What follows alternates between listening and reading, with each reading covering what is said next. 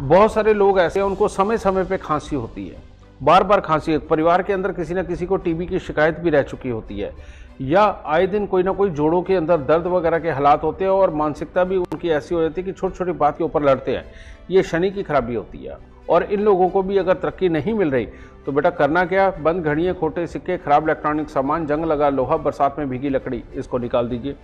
इसको निकालते ही बेटा इसके बाद हर शनिवार को सरसों के तेल में मुंह देख करके दान देना शुरू करिए, देखिए तरक्की हो जाएगी।